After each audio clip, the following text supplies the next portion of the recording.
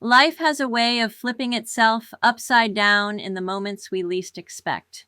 One minute you're just cooking dinner, and the next, the kitchen is swallowed by flames, smoke fills the air, and everything familiar suddenly feels fragile.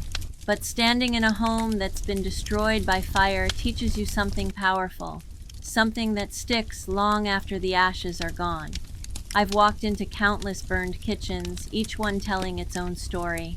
And every time I step through that doorway, I'm reminded of how thin the line really is between normal and gone. It forces you to slow down and look at life differently. When you see cabinets melted into the walls and appliances twisted from the heat, you realize how quickly the things we think we own can vanish. But here's the unexpected part. You also see what doesn't burn. Family photos may be blackened, but the memories don't disappear. The house may be damaged, but the home, the love, the laughter, the lessons, those survive. And that's the first truth the flames teach you. What matters most is almost never something you can replace. In my line of work, restoring a home means restoring a life. We remove debris, clean the smoke, repair the walls, but what people really need restored is their sense of stability, their hope, their peace. And that's something fire has a strange way of sharpening, the awareness that life is short, unpredictable, and precious. The everyday frustrations suddenly shrink when you see what true loss looks like. Another lesson, everything has a before and an after. The moment the fire hits is the moment life draws a line. And here's the thing, we all have our own versions of house fires, breakups, failures, losses, moments that stop time.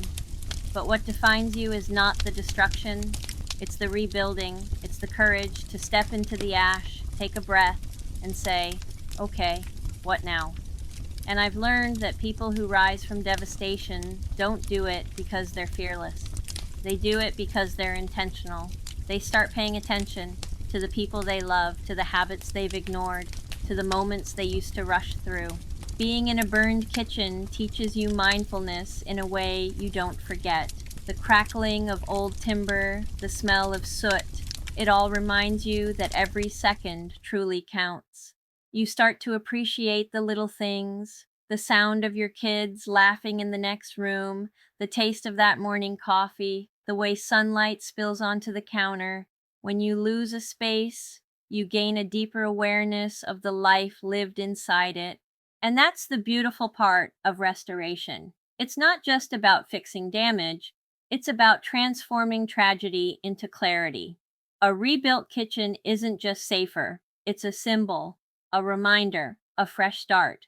So if life has hit you with your own version of a kitchen fire, whether literal or emotional, take this as your moment to pause, reflect, rebuild, and remember, the flames don't define you. The way you rise from them does.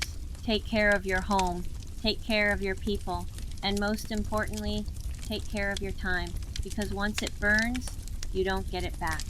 When a sudden kitchen fire tears through your home, it changes more than just the walls. It changes your perspective.